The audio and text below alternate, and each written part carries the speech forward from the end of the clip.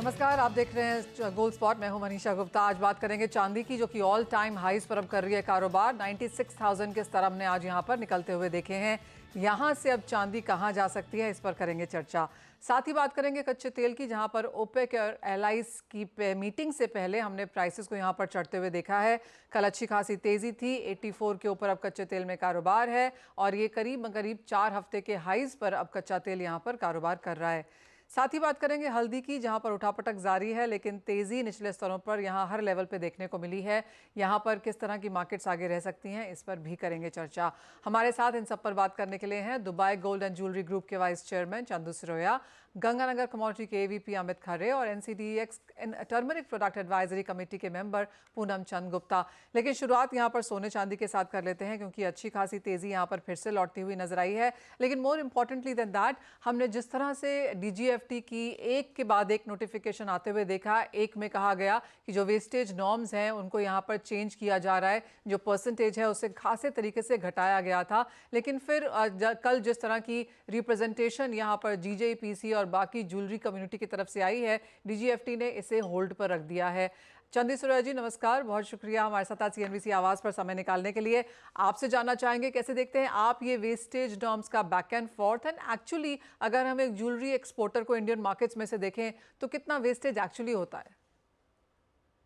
इसी ये जो वेस्टेज है, ये एक फैक्ट है। जब ज्वेलरी बनती है प्योर गोल्ड से तो वेस्ट होना ही है। हम्म। अगर हम ये वेस्टेज अलाउ नहीं करेंगे तो जो ज्वेलर है उसको अपने इंडियन गोल्ड से वेस्टेज को पे करना पड़ेगा। Indian gold price is almost 15 to 17% higher than the international price. Hmm. तो होगा ये कि हमारा जो एक्सपोर्ट है वो और ज्यादा महंगा हो जाएगा, बिकॉज उनको कॉस्ट तो लेना पड़ेगा कहीं ना कहीं से। हम्म। तो या तो वो एक्सपोर्टर देगा, या आपको गोल्ड क्लेम से मिलेगा, या फिर वहां से वो खुद की जेब से देगा। खुद की जेब में ऑलरेडी इंडियन ज्वेलर्स जो एक्सपोर्ट कर रहे हैं उसमें margin are very very limited. बहुत ही लिमिटेड मार्जिन में काम कर रहे हैं। In fact I believe we are under selling our product, but that is the fact, because इतना ज्यादा कंपटीशन है। तो वो बेयर नहीं कर पाएंगे और इसके हिसाब से आपका एक्सपोर्ट डेफिनेटली घटेगा। There is one more thing which is the minimum value addition, वो भी बढ़ा दिया गया है। तो there is so much of jewellery जो इंडिया में बनती है जो एक्सपोर्ट हो सकती है, वो आज नहीं हो पा रही है, because they does not match the minimum value addition. आज अगर आपकी ज्वेलरी 2% में बेचनी है तो आप बेच नहीं सकते हैं, आपको फिर कंपेंसेशन कैसे करोगे? तो there is a few things which the government has to take into consideration अगर हमको हमारा एक्सपोर्ट्स बढ़ाना है तो I believe 3 to 5% wastage allow करना ही चाहिए, बिकॉज उतना वेस्टेज आता ही है। हम्म। तो 3 to 5% वेस्टेज यहाँ पर अलाउ करना चाहिए, क्योंकि उतना मार्केट्स यहाँ पर देखते ही हैं। तो इंडस्ट्री ने ये भी कहा है कि जो ये डीजीएफटी की तरफ से हमने सर्कुलर आता हुआ देखा, काफ़ी हद तक यहाँ पर ज्वेलरी एज अ कम्युनिटी उनसे बात नहीं हो पाई, स्टेक होल्डर से बात नहीं हो पाई है, और इसलिए डीजीएफटी ने इसको as of now on hold रखा है। 31 जुलाई के बाद अब इसके बारे में कुछ देखा जाएगा। तो आपको लगता है कि जो 5% as of now started jewellery का हम नंबर आता हुआ देखते हैं, वहाँ पे कुछ शायद ये नंबर कम नीचे आ सकता है? जैसे आपने कहा 3 to 5% के बीच में है, तो आप कहेंगे कि एक यहाँ पर रेंज आएगी या इसमें कम होता हुआ दिखेगा, या फिर आपको लगता है जिस तरह का रिप्रेजेंटेशन यहाँ पर इंडस्ट्री की तरफ से है, हम शायद ये सर्कुलर आता हुआ ही ना देखें? हाँ, अगर नहीं आएगा तो सबसे बेस्ट है इंडस्ट्री के लिए, लेकिन अगर आएगा भी तो जो प्लेन गोल्ड और जो स्टडेड ज्वेलरी है उसके अंदर मिनिमम 3% रखना चाहिए, और डायमंड ज्वेलरी के अंदर डेफिनेटली उनको 5% रखना चाहिए, नहीं तो बहुत बड़ी मार पड़ेगी एक्सपोर्ट्स को। ऑलराइट।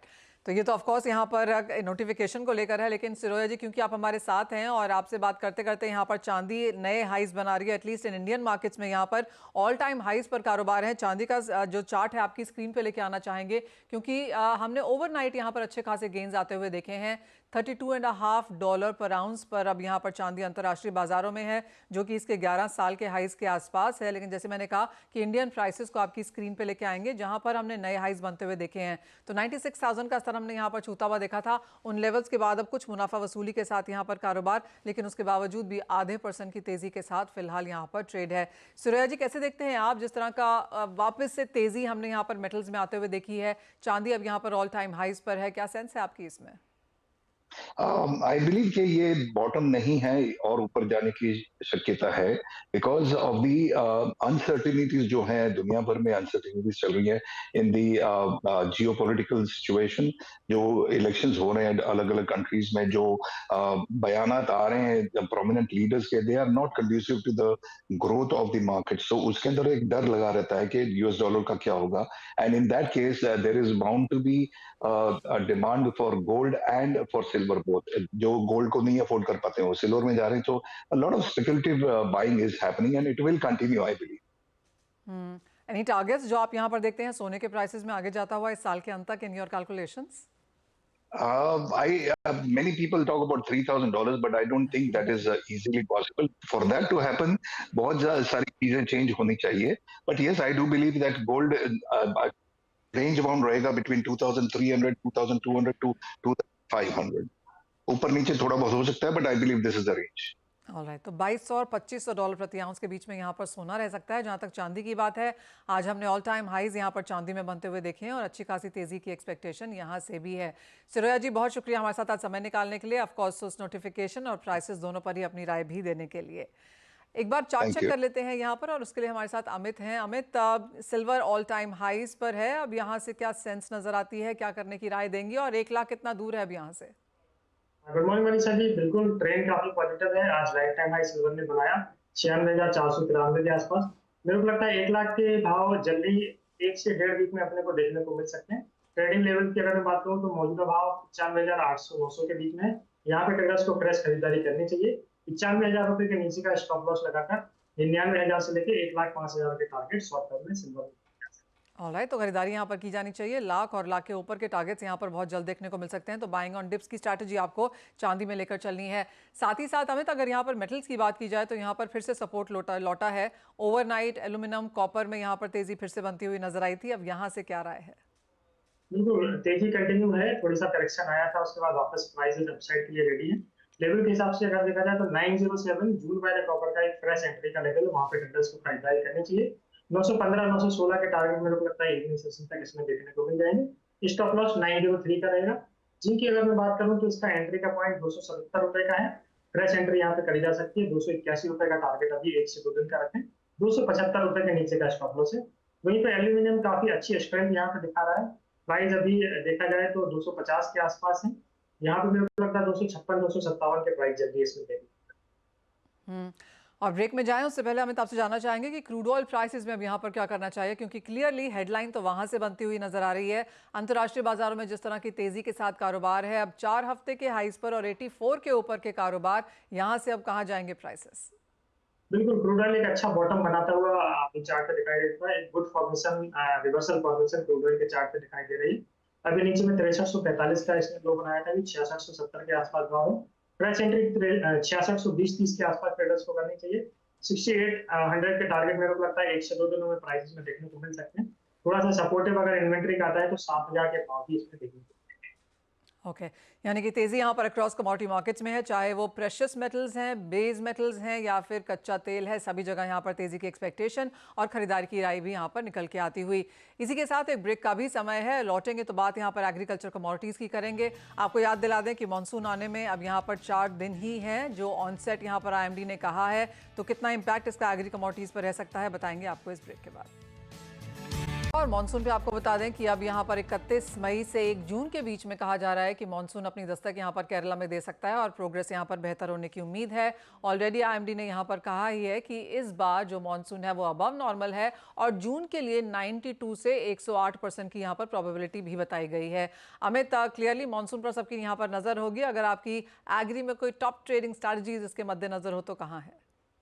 एग्री में देखा जाए तो टीएमसी मेरे को काफी अट्रैक्टिव लगता है। कल एक अच्छी प्रॉफिट बुकिंग इसमें ऑलरेडी हो चुकी है। 20,000 के आसपास के भाव थे। अभी भाव देखा जाए तो 18,600 के आसपास है। 18,200 के आसपास प्राइस अगर मिलते हैं तो ट्रेडर्स को पोजिशनल एक फ्रेश बाय का ट्रेड इसमें लेके चलना चाहिए। 17,200 इसका एक इमीडिएट अच्छा सपोर्ट रहेगा। ट्रेड पॉजिटिव है जब तक 17,200 के ऊपर प्राइसेस हैं। 20,500 से लेके 22,800 तक के टारगेट जो है टीएमसी में देखने को मिल सकते हैं। वहीं पे जीरे की अगर मैं बात करूं तो थोड़ा सा ट्रेंड नेगेटिव का हुआ है। 29,000 के आसपास जून वाला जेल में फ्रेश बिकवाली का ट्रेड ट्रेडर्स कर सकते हैं। नीचे में 26,700 के टारगेट शॉर्ट टर्म में देखने को मिलेंगे। 30,000 रुपए का स्टॉप लॉस इसका रहेगा। धनिया की अगर मैं बात करूँ तो ट्रेंड थोड़ा सा नेगेटिव है, 7600 के आसपास जूल वाला धनिया में फ्रेश दिवाली ट्रेडर्स को करनी चाहिए। 7800 रुपए का स्टॉप लॉस लगाकर नीचे में 7200 तक के टारगेट धनिया में भी देखे जा सकते हैं। जी मनीष। ओके जी हाँ, एब्सोल्युटली। जीरे में जहाँ तक बात है, कल 5 से 6% की गिरावट थी और आज खरीदारी यहाँ पर देखने को मिल ही रही है। और जहाँ तक जीरे की बात है, यहाँ पर भी हमने उठापटक बनते हुए देखी है। हमारे साथ अब जीरे पर बात करने के लिए धनंजय राजगौर हैं। धनंजय नमस्कार, कैसे देखते हैं अब आप जीरे के प्राइसेस? निचले स्तरों से अच्छी खासी खरीदारी यहाँ पर फिर लौट चुकी है। आई एम श्योर आपकी पोएट्री भी साथ में लौट चुकी होगी, लेकिन इन करंट लेवल्स पर अब बाजार में किस तरह की खरीदारी है, कैसी अवेलेबिलिटी है? नमस्कार मनीषा जी। जीरे के बारे में एक बात मैं सबको कहना चाहता हूँ, लास्ट 10 दिन में जो तेजी आई उससे लोगों का फंडामेंटल जो सोच थी वो थोड़ी बदली हो गई है। पहले जो हम सब लोग डर रहे थे कि जीरा 20,000 के नजदीक हो जाएगा तो लोग खरीद नहीं रहे थे, 20,000 के वेट कर रहे थे, लेकिन वो पूरा का पूरा फंडामेंटल चेंज हो गया। अभी लोगों को दिमाग में बैठ गया कि 20,000 का रेट इस साल आने वाला नहीं है, तो वो एक बहुत अच्छी बात है। और दूसरा कि जीरा अभी जो फिलहाल चल रहा है इस मार्केट से घटने की संभावना सिर्फ किलो में 10 से 15 रुपए और वापस बढ़ने की संभावना 25 से 30 रुपए है। इन हायर लेवल्स पे अब जिस तरह के हम यहाँ पर प्राइसेस बनता हुआ देख रहे हैं, आगे जाकर अब क्या स्थिति है यहाँ पर मांग को लेकर?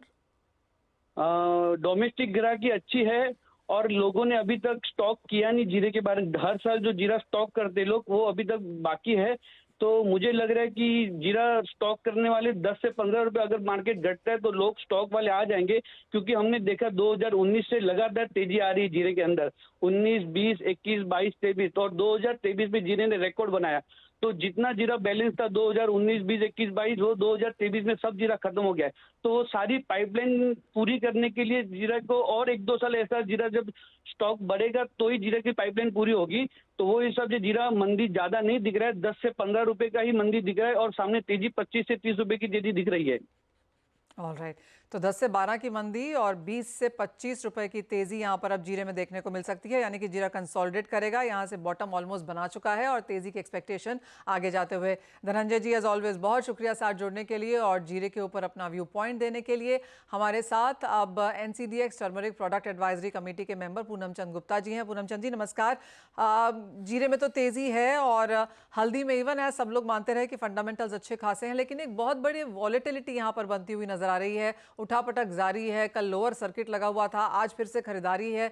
आप कैसे देखते हैं फंडामेंटल्स और ये जो प्राइस मूव जो हम हल्दी में आता हुआ देख रहे हैं? चलो, ये 4 दिन में काफी उठापटक हुई है और NCDX में भी काफी 6% का दो बार सर्किट लगा, परंतु हायर में उतनी डिमांड नहीं आ सकी क्योंकि डोमेस्टिक भी डिमांड कमजोर रही, एक्सपोर्ट की डिमांड भी कमजोर रही। इसके वजह से ग्राहकी जो मार्केट में उठना चाहिए था हायर का और NCDX का गैपिंग बहुत ज्यादा हो गया था। तो ये लग रहा था कि कैसे भी इसमें 6% का लोअर सर्किट लगना ही है। दूसरी सबसे बड़ी बात क्या है, सब मानसून का जो रिपोर्ट आ रही है कि हर तरफ बहुत अच्छा है बोल के, तो इस हिसाब से लोगों का थोड़ा सेंटिमेंट चेंज हो गया कि आने वाली क्रॉप बहुत अच्छी आएगी, सोविंग डबल देड़ा होगी। उसके वजह से थोड़ा बाजार रुका हुआ है मैडम सर। ओके, तो पूनम चंद जी, अब यहाँ से आगे जाकर आपको किस तरह की मार्केट नजर आती है? अगर आप यहाँ से मांग भी देखें और भावों का भी अगर एक फोरकास्ट करना चाहें तो कैसे देखते हैं प्राइसेस? तो यहाँ से थोड़ा बहुत वापस 500-1000 रुपए का पिकअप लेना चाहिए, क्योंकि इलेक्शन का मोमेंट भी जो है वो 4 तारीख को खत्म हो जाएगा पूरा। उसके बाद डोमेस्टिक गिराकी अच्छी निकलना चाहिए और साथ के साथ जो अपनी एक्सपोर्ट पॉलिसी है वो भी अच्छी रहेगी, उससे ऐसा लगता है मेरे को। तो यहाँ से 500 से 1000 रुपए कभी भी बढ़ सकते हैं। ओके, तो एक्सपोर्ट पॉलिसी बेहतर रह सकती है और हल्दी में यहाँ पर तेजी की ही एक्सपेक्टेशन है। और जैसे कहा गया कि जो इलेक्शन की मूवमेंट है वो भी अब यहाँ पर अगले हफ्ते से थोड़ी सी कमजोर पड़ती हुई नजर आएगी, तो इन सब चीज़ों का फायदा हम यहाँ पर कमोडिटी मार्केट्स में इन दैट सेंस भी आता हुआ देखेंगे। एक और चीज़ जो बाजार अब यहाँ से फॉलो करेंगे वो है मॉनसून, तो उसके ऊपर भी यहाँ पर एक नज़र होगी। बहुत शुक्रिया पूनम चंद गुप्ता जी हमारे साथ समय निकालने के लिए। साथ ही अमित, आप कैसे देखते हैं यहाँ पर? मसालों पर तो हमने बात की ही, लेकिन एक सेक्टर जहाँ पर मुनाफा वसूली है वो काफ़ी हद तक गुआर भी रहा। तो मनीषा जी, ग्वार में एक रेंज बाउंड मूवमेंट किया और मेरे को लगता है 10 से 15 दिन ये मूवमेंट ऐसे ही चलेगा। रेंज की अगर मैं बात करूं तो ऊपर में 5550 करेंट वाले की मैं बात कर रहा हूँ और नीचे में 5350 5550 के आसपास अगर प्राइस मिलते हैं, हालांकि 5500 के आसपास है, तो ट्रेडर्स को एक बार वहां पे मुनाफा बुक करना चाहिए, जिनके पास भी माल है वहां पे बिकवाली करें और वापस फिर से 5350 के आसपास एंट्री कर सकें। गवर्नमेंट की अगर रेंज में बात करूँ की शॉर्ट टर्म की, तो 10,200 से लेकर 11,000 तक की है जून वाले की। प्राइसेस 11,000 की रेंज के आसपास आते हैं तो मुनाफा बुक करें। 10,200 के आसपास अगर प्राइस मिलते हैं तो फिर से एंट्री की जा सकती है। 10 से 15 दिन मेरे को लगता है यही रेंज में मार्केट। ऑलराइट, तो एक रेंज बाउंड में गुआर भी फंसता हुआ नजर आ रहा है, लेकिन निचले स्तरों तक यहाँ पर एक बार फिर फिसलाव हम यहाँ पर बनता हुआ देख पाएंगे, स्पेशली अगर हम अच्छे मानसून की यहाँ पर बात करें। बहुत शुक्रिया अमित साथ जुड़ने के लिए और तमाम कमोडिटीज़ पर अपनी राय भी देने के लिए। और अगर आप भी किसी कमोडिटी मार्केट्स में दिलचस्पी रखते हैं और उसमें कारोबार करना चाहते हैं तो CNBC आवाज़ आपके लिए कमोडिटी गुरुकुल के नाम से एक अनोखी पहल लेकर आया है। 22 जून को होने वाले इस लाइव वेबिनार में देश और दुनिया के कमोडिटी बाजार के लीडर्स आपको मार्केट की हर छोटी बड़ी बारीकियों को सिखाएंगे। बाजार के टेक्निकल्स के साथ बड़े ट्रेंड्स को पहचानने के तरीके भी बताएंगे। साथ ही सिखाएंगे कि मोमेंटम इंडिकेटर्स क्या होते हैं और उनके हिसाब से स्ट्रैटेजी कैसे बनाई जाए, निवेश में कितना जोखिम शामिल है और उसे कैसे मैनेज करें, और साथ ही आपको अपने पोर्टफोलियो में कौन सी कमोडिटी को कितनी जगह देनी चाहिए, इस पर भी बताएंगे डिटेल्स और सभी जवाब आपको प्रैक्टिकल एग्जाम्पल्स के साथ बताए जाएंगे। इसके अलावा भी होगा बहुत कुछ सीखने का मौका। तो इस एक्सक्लूसिव वेबिनार का हिस्सा बनने के लिए अभी लॉग इन करिए साथ दिए गए लिंक पर।